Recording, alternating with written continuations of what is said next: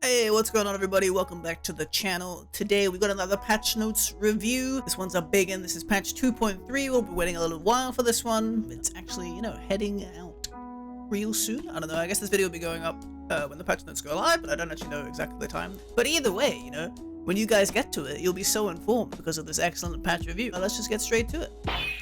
Okay, here we go. Wild Rift patch notes 2.3. We're big fans of breaking stuff here on Wild Rift. Riven, Aurelia, and their Broken Blades event headline this patch. Broken connection? Check what's up with our new suite of network tools. Think Akali's breaking the meta. She's getting significant changes in this patch too. And if you just want to break to chill out, Aaron's back for another round of testing. Welcome to patch 2.3. Here we go for 2.3. Big update coming through. I'm sure you guys have probably seen that picture that was supposedly leaked from the Chinese something. I don't know, one of the Chinese social medias, I guess, that kind of gave away some of the upcoming changes. But yeah, definitely a big one. Lots of massive changes in here, including the big Rune update. We're gonna break it all down. Loads of changes to champions in here. Starting off, we got Riven coming and also Aurelia. We already knew these guys are coming. They'll be coming at June 3rd at 001 UTC. That's 2 AM European time. Outside of that, I don't know. You have to do a Google convert. Close friends feature is coming. They talked about this in the dev diary if you guys took a look at that. If not, I recently did a reaction video for it, me watching it and giving some opinions, so you can go ahead and check that out if you wanted to. But yeah, it's basically a system where you can assign tanks to your friends and you can level up by gifting each other skins and champions and stuff and playing together, and it just gives you a bunch of different bonuses playing specifically with your friends. So that's kind of cool. Friend subscriptions, you can now subscribe to 3 friends and it will give you notifications when they go online and stuff, so that's pretty neat. ARAM making a comeback. I've still never played a single game of ARAM, but I know a lot of people love it, so cool to see that it's already coming back. In Champ Select, you can now switch pick order. So you can switch champions, you can now change draft order. This is kind of useful, I guess, mainly when certain champions are really strong in the meta and you want to first pick them. For example, if we think back to the great days of mid Evelyn, she was pretty much always a first pick. This will let your mid player switch to first pick if they want to pick their champion early. It's also traditional, I guess, in drafting. The champions jungle and support, they're normally a bit safer to blind pick because they can't get counter picked as easily. So maybe you do things like swap your support to first pick.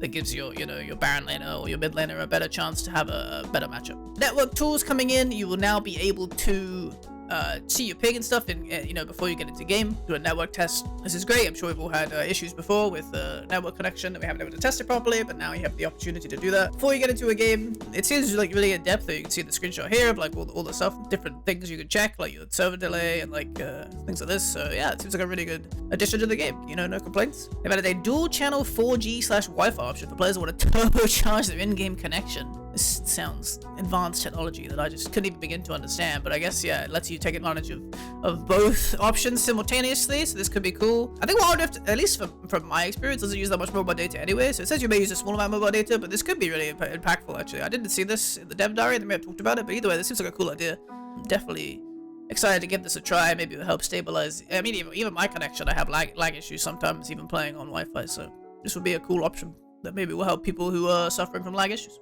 Runes will be later in this patch update. This is a bit before, just letting you know that it's later, so we'll catch up with runes later.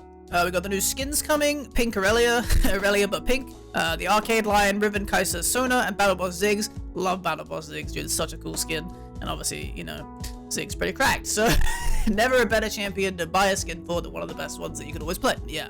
I love Battle Box Ziggs, so it's a great skin. Really excited to see it in Wild Rift. New accessories coming. These will obviously be from some of the events, like the Riven Aurelia event, Aurelia's blades, Riven's broken blade, this joystick. Ooh, I blew it up. You can't see that very well, but yeah. Let's got another new power recall because we've already got 2 of those so far. So glad we're adding another one. So this will probably be from the event, which you can see here, the Broken Blades event. Complete missions featuring Riven and Aurelia, and unlock one of them for free, much like the Rengar Kha'Zix event.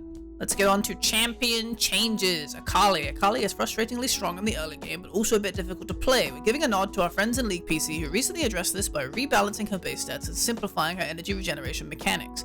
By reducing her early game tankiness, her laning success isn't guaranteed, but on the Shuriken flip side, her overall net buff and later dueling payoff will be deadly when she strikes. With her new maximum energy mechanic, Akali will no longer be punished for activating Twilight Shroud at the wrong energy levels. So if you're not familiar with the changes that Akali saved on PC fairly recently, these are very in line with what they did there. Essentially, it's things like her base HP is going down, the energy cost for 5-point strike is massively increased. This is just really mitigating her early laning power, which is obviously a huge issue in Wild Rift right now. Akali is super dominant, especially in Baron lane. any melee matchup is basically just unplayable. You can just never contest her from a distance. But on the other end, they're doing things like Shuriken Flip. Instead of being 160 plus 160 damage, it's now 120 plus 220. That's actually only 20 more. Okay, but on PC, it was a much bigger difference. I actually didn't see that it was not as drastic as it was on PC, because they actually lowered the Shuriken base damage a little bit more. But the big things to look at, the ratios are going up drastically. The dash to AP ratio especially up 30%. These are really, really big changes for scaling. At 2-3 items, Akali is going to be doing way more damage with Shuriken Flip. They're also converting the first cast of Perfect Execution into magic damage, which obviously makes it scale a lot better with things like magic penetration, adding an AP ratio to the initial cast, so there's another 30% AP ratio increase. She lost a bit on the second cast AP ratio, but overall she'll feel like she's doing a lot more damage with like 2-3 items. Once she gets items online, she'll feel a lot stronger. But this is a big nerf to her early lane phase, and basically just trying to mitigate some of her early strength and force her more into a scaling role, which I think is a great change. I think on PC she's definitely fallen a lot since they did this kind of like pseudo rework, so I would maybe expect a similar thing in Wild Rift at the very least. The flip side of Wild Rift is that getting through a lane phase is a lot easier, to be honest. You can kind of give up CS a lot more easily, which will kind of let her still kind of pivot through these lane phases. I think this may push her more towards mid lane if her early lane is that much weaker, because mid lane is a lot shorter. It kind of lets her just kind of, you know, sit a bit safer and maybe scale a bit easier. But with regards to Baron lane Akali, this is definitely a big hit that may push her out. Kind of at least down a tier. She'll definitely struggle to be able to bully all of these laners now. The way Akali's energy regeneration works is she has a max of 200. She throws 5-point strike, and then when you hit them with your passive, you instantly restore 20 energy. But because the base energy cost is now 130, it means that at those early levels, it's very hard for you to get even 2 5-point strikes out. Never mind 3 like you can now, you know, where you can keep throwing them and chasing them down. You're way more reliant on getting Twilight Shroud down for that energy burst. One nice quality of life change they mentioned here is that instead of restoring AT energy, you now have an increased cap of energy when you activate Twilight Shroud. So now you don't have to min-max it quite as much, where like you should use it after you've blown a lot of energy, because otherwise you weren't restoring anything. Now you're kind of safe to use Shroud no matter the situation, and you'll always get the total energy restored, or you'll always get the energy restored effectively because it increases your cap temporarily. So that's just a nice quality of life change that makes using Shroud a little bit easier. Overall, Akali, a lot weaker in lane phase, to be honest. Way harder for her to bully out enemy champions. But as she gets items online, if she's able to get through that early game, and with the changes to some of the resolve tree, she does have options like Second Wind and Bone Plating, which will make her a little bit tankier in the lane phase, so she can survive a bit more harass. But yeah, once she does get those items online, she will be doing more damage than she is now. It's just getting to that point is a lot more difficult, and they're basically just, yeah, culling her early game a bit and trying to focus on her scaling. Blitzcrank's running a bit sluggish, so this change will help him run smoother without overclocking him. Put a reduced on mana barrier, very good change. Blitzcrank's pretty reliant on mana barrier for his general tankiness, and Overdrive's cooldown going down as well, giving a little bit more mobility, helping him, you know, move around the map a bit faster. Overall, I think, yeah, solid changes. Blitzcrank's always in a bit of a weird spot because he's kind of really feast or famine. You either hit hooks or you don't. I mean, they're just giving a bit more consistency with regards to, like, yeah, his overdrive cooldown, his mana barrier, letting him tank a bit more often. I think just, yeah, some nice small buffs. Don't think they'll push him drastically into the meta, but it'll help out Blitzcrank players who are still playing him. Camille. We're making Camille a little bit easier to play by causing her tap-casted hookshot to auto-target walls. This way, the Steel Shadow can spend her efforts fully focused on engaging foes rather than hunting for suitable terrain. I don't know how this will feel, but from when I read it, it sounds really good. It's a lot of situations, I think, where people will just like tap hookshot or something and it will just fire towards enemies and stuff like this. Like, it's coded like a regular skill shot right now. I've definitely had a few times I've accidentally fired the first shot at enemies, or, you know, you fire the first shot in the middle of nowhere. Hopefully this is like some cool smart targeting, and it would help Camille feel a little bit more fluid if you're just trying to use hookshot to get away, or even to chase. Darius has been cutting his way through enemies too easily in the early game. We are axing the attack damage he gains when reaching full stacks of his Noxian Might passive during his first few levels to ensure he doesn't get carried away too fast. So this is actually a nerf between levels, no, actually even at 12, it's much lower. Okay, so it's just an overall nerf until level 15, basically. So they're just hitting the, yeah, I'm sure we've all seen it, you know, Darius gets 5 stacks so that he hits someone else for like 7 billion. Definitely a bit frustrating to play against, especially when you're a bit less coordinated and it's like a solo queue environment. So it's just like a small nerf to kind of like the snowballing aspect of his team fighting, or maybe like when he gets a kill and he's in a 1v2 or something, just making him a little bit weaker once he gets those stacks online. Honestly, I don't know if it would do too much because he's still insanely cracked when he has stacks online, but hey, maybe it will help people deal with his turning ability in some scenarios when he does get those stacks. Diana, with her recent buffs, Diana has been enjoying her time in the moonlight a little bit too much. We are reeling her in, so she has to work a bit harder if she wants to snowball through her opponents. Base health lowered, Moon Silver Blade AP ratio lowered, and a base damage reduction on her ultimate. These are just, you know, pretty casual hits on a champion like this. The base health is probably the biggest change here, I'd say. Obviously, the AP ratio scaling on her passive is probably pretty substantial in the late game as well. Once she gets 3-4 items, her passive hits her a lot of damage, so I feel, you know, a fair bit weaker now. But I think the base health, making her laning phase a little bit less safe, is a good change. Honestly, I'm not sure this will really push Diana out of the meta. I mean, based off recent trends, it seems that as soon as a champion gets nerfed, no one ever plays them ever again. But I think in Diana's case, the biggest thing here would be the base health nerf. But the thing about Diana is that her laning is kind of reminiscent of Zed, where even if she's not in a good matchup, she doesn't really have to interact with the opponent. She could kind of just farm with her first ability from a distance. She doesn't really have to rely on getting in close range or something. She can really just play from far away and not have to worry too much about her actual lane opponent. She could just farm safely and then trade when it's suitable for her.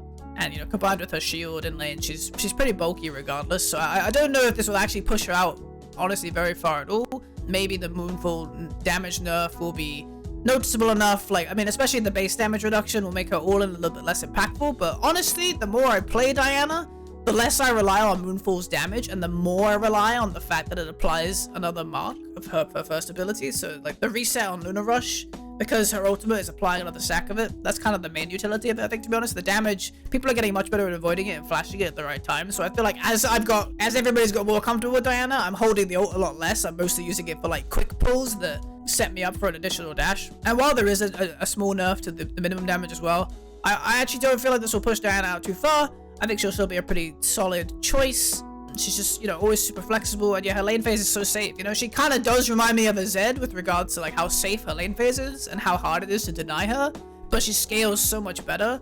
Her team fighting is so much better. She's even, like, better at split pushing, I think, to be honest, than Zed is. So she's kind of just, she has, like, the lane phase safety that he does, but also on top of that, she has great scaling. And, you know, sorry, I wasn't showing the Moonfall damage nerf, but yeah, sorry, here it is. Yeah, I think overall she'll still be in a pretty fine spot, to be honest. I don't see Diana going anywhere, even with these changes. But, you know, Katarina got nerfed, and Evelyn got nerfed, and practically no one's touched them ever again, even though it was, like, barely even substantial. I think that's mostly to do with meta shifting. That is an impact, I suppose. I think with the addition of Aurelia and Riven, and perhaps some later buffs to Renekton, for example, there could be more answers to Diana in the meta, and that could be a bigger reason that we see her being played less. So keep that in mind. But with regards to, like, these changes specifically, I don't think they affect Diana too much. Fizz, the Tidal Trickster, doesn't want to be anchored to just one swim lane, so we're giving him a small buff to make him better suited for jungle to increase his role flexibility. In addition, Fizz's Playful Trickster is now more rewarding when used right and less punishing when misplayed. So what they've done here is, we call this the PC Morgana treatment. If you guys aren't familiar with the recent PC changes, during MSI, which is kind of like a mid-season Worlds, for League PC, they made a buff to a champion called Morgana. She's traditionally a support. They basically just made a change where one of her abilities does 300% more damage to monsters, and they pushed her to become the best jungler in the game. Now, as a result of this having happened on PC, I'm a little bit nervous about these changes, because 200% damage to neutral monsters is a lot of damage, and I don't think it's anything to be sneezed at. This could definitely be a scenario where Fizz suddenly becomes a really high tier jungler. This actually sounds kind of cool. I think Fizz is a fun character, but he's just really not that good at laning, so his mid lane is pretty weak. But I mean, these damage buffs are kind of nice for mid as well, so there is a world where he could be seen a little bit more mid, but I think it'd be really interesting to see Fizz as kind of like this AP or even AD bruiser jungle, and, you know, kind of having him as this, like, this engager from the jungle using his ultimate, stuff like that, instead of this one-shot assassin. I think it's, like, such an interesting idea. So we'll see how much it affects. I don't know how fast his clear would be, but I think it's really a really interesting change. I think it could be pretty cool. Or it could be Fizz taking over the game from jungle. I guess we'll find out the hard way. But yeah, definitely give Fizz jungle a try on the new patch. I think could be pretty neat. Yeah, it's only 0.5 seconds per rank on his Playful Trickster, so I don't think these buffs are too substantial in my mid lane. But the base damage change is quite nice in the early game, which could make him a little bit better. But I think the major change will be if he appears in the jungle. So definitely give it a try. And I'm sure I'll see my fair share. We'll just see how it goes. Garen is too good at attritioning out his opponents with his tankiness and low ultimate cooldown. We are toning this down so he doesn't become the king of Baron, absolute king of Baron. Sure, we've all faced our fair share of Garens. I know Reddit's been blowing up. Don't worry, guys. His days are numbered. Health growth reduction, armor growth reduction, and the cooldown increase on his Demacian Justice, especially at rank 1, 15 seconds, is pretty substantial. Overall, I think these are fine changes. Garen's probably benefiting a bit from the Resolve Tree update, but overall, I think these will definitely make him a bit weaker in the early game, but this kind of increases the windows between him being able to all in an opponent and duel. I did feel like his ultimate was a really short cooldown, especially with how easy it is for him to build ability haste with things like Sunfire Cape, just benefiting him massively anyway, and then giving him haste on top of that. It's really easy for him to get a lot of the value from it. I think it'll still be pretty okay, and it'll probably be seen in the Baron lane on next patch, just maybe not as, I don't know, dominant as he is right now. Gragas' drinking is becoming a problem. He's shrugging off too much damage or dishing out too much himself. These changes help the rabble rouser sober up into a more reasonable state. Base damage reduction on his Drunken Rage, 2% at every rank. Pretty substantial actually, especially for his early trading, and they also lowered the maximum HP damage from 8 to 7%. This will definitely weaken his early lane phase quite a bit. The thing about Gragas is now that he's become like tank Gragas with the addition of the tank items and he started taking Grasp, he scales so well with all these items because he has this base damage reduction kind of multiplier on top of all of his tank stats, making him pretty much just unkillable every time he's activating Drunken Rage. He's just taking no damage, literally taking no damage. Don't know if you guys have seen that Dota 2 comic with Drow Ranger where she's shooting Doom and he got like +1 armor and he's literally taking no damage. It's the same thing but with Ashe. Yeah, essentially he's just really strong with the tank build, so they're just hitting his numbers slightly. Probably got a bit too high of a win rate. I think it'll still be fine. Tank Gragas still seems like it would be pretty good, but this is a bit of a hit to his early lane trading. That will definitely make him a bit less resilient with regards to how much he can like neutralize a lane. But yeah, I think it'll still be okay. Kennen! After his electrifying debut, Kennen is now struggling to keep his spark alive. We're giving him a small voltage boost so he can maintain his shock value a little bit longer. Base damage increased to Thundering Shuriken, 10 at every rank, and a 3-second cooldown reduction in early ranks on Electrical Surge. This is actually really big for Kennen's lane phase. A lot of his early laning, especially in Baron lane, a lot of people would max his second ability because it allows him to kind of auto-trade on these melee targets, and giving him a much lower cooldown on his active portion of it does make his trading a lot stronger. So I think it's actually a pretty good change. We could start to see Kennen in the Baron lane kind of abusing this like second ability max build that's kind of like a staple of PC in the past. I think Kennen's always been kind of a fringe pick in PC meta, always kind of relevant but never like a super meta stable. So I think it's cool that this could be the start of that and kind of have him like this like occasional counter pick if you like need more range. Having options from the Baron lane that don't feel kind of grief, like Vayne top or something. Having an option like Kennen to be able to like be that kind of like ranged like poke, or you know, kind of just setting up your comp so it's not like a bunch of melees or something. Like if you have like a Galio and a melee support and a melee jungler, this lets you pick Kennen and kind of add a bit more range and flexibility to your comp and have like a dominant Baron laner. I think this will buff his lane phase a lot, and we may start to see Kennen a bit more often, and that'd be pretty cool, I think. As long as he's not like he was before. We all remember those dark days of all getting one shot by Kennen, but I think he's not doing that much damage. There are good Kennen players that can kind of toe the line of like harassing opponents. It helps buff that build and like playstyle for them and perform a little bit better. Ziggs. The Void Reaver has a unique mechanic we believe needs a bit more massaging to match Wild Rift's faster pace and smaller map. We're making it easier for targets to become isolated so Ziggs can live out his predatory dreams more frequently. Lowering the isolation radius from 400 to 300, really nice buff for Ziggs, although honestly I think Ziggs got a pretty good spot and it's quite underplayed. But yeah, just making it a bit more consistent with regards to isolating targets, being able to pick people off at the side of team fights, this kind of thing. But overall, I think Ziggs is pretty fine, just not really getting much played. I think he's maybe just a little bit harder to play, needs a bit of practice. Actually a very farm-heavy jungler, even though he doesn't seem like it necessarily. But I think when people get more familiar with him, this buff will help them a lot, and he'll probably be pretty solid on this upcoming patch. Pantheon! We are bringing Pantheon's Grand Starfall ult to be more similar to League PC as a way to help him out and give the Unbreakable Spear more options to itemize pure AD without having to invest in AD penetration. So they're giving him the flat percentage armor pen. They're giving him the percent armor pen on his ultimate ranks that he has with PC. This is a solid change, gives him a lot more damage, helps him deal with the early armor that people, you know, even just base growth. This helps mitigate a lot of it. Just a good change to Pantheon again, give a bit more damage. This might be finally, you know, fingers crossed this will be the one that gets Pantheon to be solid in the meta. We'll see what happens, but maybe buff number 7 is the buff that will finally push him into where he needs to be. Either way, solid change. Glad to see this moved over from PC as well. It was a big part of when they reworked him, like they did the rework patch in Wild Rift. This was one of the buffs they gave him to make him, you know, stay playable. So I'm glad to see it finally moved over into PC as well, or into Wild Rift as well. Rakan is struggling to perform compared to his counterparts, so buffing his base stats and lowering his shield cooldown. This should allow the Charmer to dance his way into battle late in the game more often. Base stats, base magic resist is going up, magic resistance per level is going up, and the cooldown of his shield is from 40 to 17.6 to 40 to 14.8. Just some nice quality of life for Rakan. These early magic resistance buffs will help him against some enchanters, although traditionally he struggles more against tank supports, so either way, I mean, it's just some small tank stats. I don't know if these will really push Rakan into a much better place. I think he's one of the weaker supports in the meta right now, but maybe having a slightly lower shield cooldown will give him a bit more flexibility when it comes to engages and trading and help him navigate through some of his earlier fights. But either way, don't know if these will change Rakan too much. Maybe, you know, maybe it'll help him out, I'm not sure. Rammus's early jungle clear was too slow for comfort while his damage scaling was too high. Adjusting his base stats helped him gain momentum faster early on, while dulling his spikes a bit to make him less tanky in the late game. This way we hope players don't start hating when they see him roll at base stats. Armor per level decreased a little bit, loses 6 armor at level 15. Spiked shell base damage is going up. This will help his early jungle clear, like they say. His early jungle clear is a little bit weak right now, a big part of why he's struggling to get into the meta, I think, but maybe these changes will help push him into being a bit more relevant, and we can start seeing some Rammus in the jungle that doesn't feel like a troll pick. Renekton! This toothy psychotic crocodile did not have a full meal before escaping his entombment, so we're giving Renekton some juicy damage and healing buffs. Who knew that being trapped underground for thousands of years would hinder one from reaching their full potential? Base AD going up by 6, pretty substantial buff actually. It's a lot of damage in the early game. They're also extremely buffing Cole the Meek. On-hit heal being increased at every rank, base damage being increased at every rank by 10, bonus AD ratio up by 10%, enhanced base damage increased by 15 at every rank, and enhanced ratio increased by another 15% as well. Really solid changes for Renekton's early game. This might be enough to make him a valid laner, and I think as long as he's a really strong laner, he can kind of always be a solid pick. These buffs might push him into being much stronger as a mid lane counter pick as well, against things like the Diana, just being able to kind of like reach these champions and crush them in the lane can be really good. But definitely could see him making his debut in the Baron lane for sure, where he has a lot more solid matchups.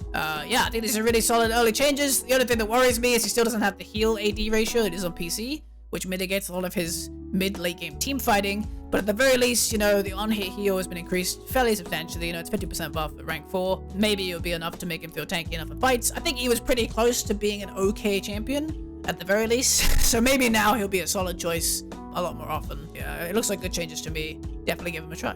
Twisted Fate. Another buff is in the cards for Twisted Fate as he continues to feel inconsistent in the late game. We are returning a portion of his attack speed from stack deck back to a passive always on version. On PC, he actually doesn't have the active portion of stack deck. It's entirely passive, and the attack speed is entirely passively gained. Now they're just moving some of the passive attack speed or some of the active attack speed to passive attack speed. So you're not actually losing anything. It's just most of the time you'll be hitting faster. This is just a good change for TF4 round. Makes it more solid in melee laning. It doesn't have to activate stack deck to be consistently getting an attack speed bonus against like melee opponents, which he usually uses stack deck to kind of bully. Much better for when he's, you know, split pushing, clearing lanes, farming jungle, doing objectives. Like just a really solid change to TF4 round. You'll definitely feel the attack speed bonus a lot of the time, especially at rank 4 when it's 30%. It'll feel a lot more solid. I think it's just a nice quality of life change to give him a little bit more base attack speed without having to have stack deck active all the time. And yeah, it should feel like solid quality of life update. I say quality of life, it is just a buff, but you know, it's not like a drastic buff, it's just like a nice buff, you know? Wukong was monkeying around too much and underperforming in lane. We are giving him some more laning power to encourage him to play outside of the comfort of the jungle. Also, we're adding a refund mechanic to his golden staff, so the Monkey King needs to stick on targets longer instead of aiming to blow them up instantly. Yeah, it's been quite interesting for Wukong's existence, actually. Traditionally on PC, he's always been more of a Baron laner. I don't think he's ever really been a super solid jungler on PC, so it was quite interesting to see him as like a staple jungler in the meta for quite a while in Wild Rift. They're giving him some tools to kind of, you know, reliably lane a bit better. Cooldown reduction, or cooldown increase, actually, for his first ability, but it now heals him for 10% of his bonus HP every time he uses it, giving him a little bit more lane sustain.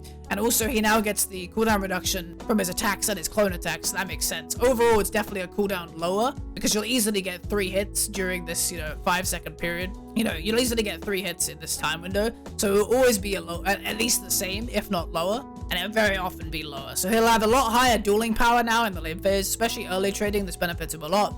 I believe his third ability has the same thing, where when he hits them, the cooldown goes down. So overall, just smart use of the clone and aggressive use of the clone will now be rewarded a lot more. They're actually increased the cooldown of a clone by a lot, especially at later ranks, to mitigate this. So you do have to be a bit more careful with how you use the clone, but smart aggressive usage of your clone in trading will definitely let you be a lot more effective as a duelist, and this consistent sustain from Golden Staff will make him a lot harder to fight, I think, for a lot of melee champions. I already think Wukong does pretty solid damage for a Baron laner, so this sustain buff could be what pushes him into being more of a staple pick in Baron lane as opposed to jungle. But these buffs will probably help him in the jungle as well, especially because, you know, this will kind of increase his clear speed a little bit, I think. Every time he's hitting, he's getting a lower cooldown on Golden Staff, and they didn't nerf the early cooldown. You know, rank 1 Rank 2 is a little bit higher, but overall it will be a much lower cooldown all the time. So this is even a buff to jungle Wukong as well. Both lane and jungle Wukong could be really strong in the upcoming patch. Definitely, you know, interesting changes. I see what they're going for, where they're trying to push him more towards lane, but I think this could be a big buff for jungle as well.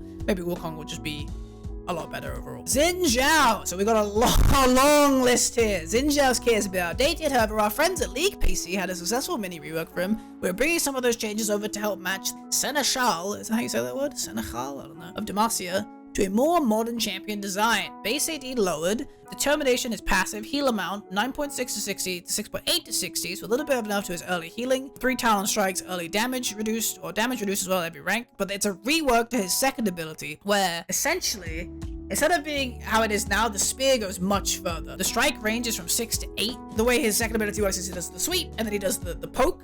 The poke is much longer. It also has a much lower cooldown at max rank, 1.5 seconds. But yeah, the poke is much longer, and if he hits them with the strike, the second part, it now challenges them, which did have the audacious charge buff as well. If you hit a target, so when they're challenged now, which is like his the way his ultimate, and I think it's his passive actually challenge, but if they're challenged now, your cast range on your charge is 3 units longer, which is a really substantial buff. So what this kind of becomes is he almost becomes like this like pseudo Lee Sin even, where he does you activate your second ability to try and hit someone at max range, which gives you this huge range charge to be able to reach them. You're like sniping out squishies with the second hit essentially. They also increased the AP ratio on his his E, and I think they did the same thing on his ult. Yeah, they gave an 18% AP ratio to his ult. AP Xin Zhao was kind of being messed around with on PC, but I think it's actually a little bit more realistic to function in Wild Rift. But yeah, so they also increased the duration of his Crescent Guard from 3 seconds to 5 seconds, but basic attacks no longer extend it. So basically, just you're consistently getting 5 seconds now. I think it would extend it to 5 seconds, so this isn't even enough. But they basically lowered a lot of his base damage, but now he's a lot better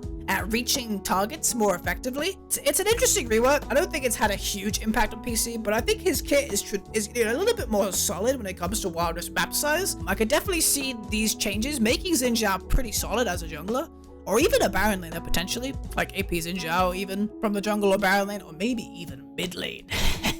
Either way, I think it's a really interesting rework that I definitely, you know, recommend you experimenting with. I think it's a really cool update for him, and I heard a lot of positive feedback from it on PC, but I don't think we've seen much of like the results of it bearing a lot of fruit yet. But I do think realistically, in Wild Rift's map and kind of like, you know, game size, I think Xin Zhao has a lot more potential as a champion.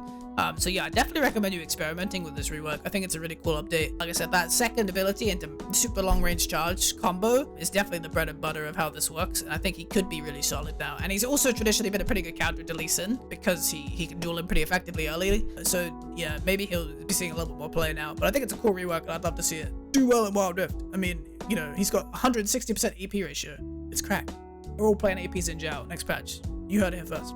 Ziggs! The explosive Hexper is getting a bit too carried away with damaging structures, so we're turning down his explosive impact just a bit. Passive damage structures reduced. Solid change, he's hitting structures for like 1k in the late game, but overall, not really a big nerf to Ziggs.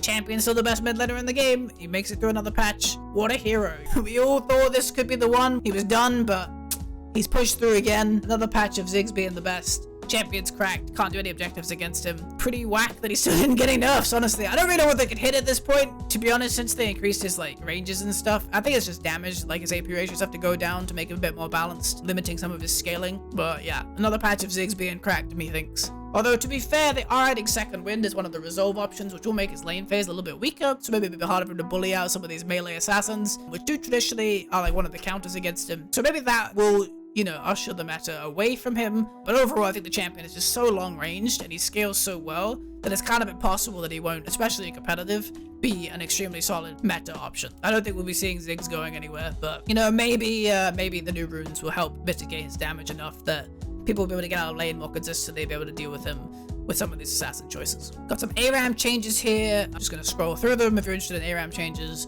by all means. Gameplay changes, items. Black Cleaver. Black Cleaver is being overshadowed by Trinity Force too often. We're giving it a bump to help it keep up with the faster pace of the game and to diversify item build paths. 5 AD, armor reduction increased by 1% per stack, max stacks goes down. Just a nice little buff to Black Cleaver. I think the same champions will build it. I don't think it will be bigger pickup for anybody in particular, but anybody who does build Black Cleaver getting a small buff, just pretty nice overall. Dead Man's Plate health reduction. Dead Man's Plate is too strong overall given its high utility, so we're tuning down some of its generic tank power, lighten its impact. Garen nerf.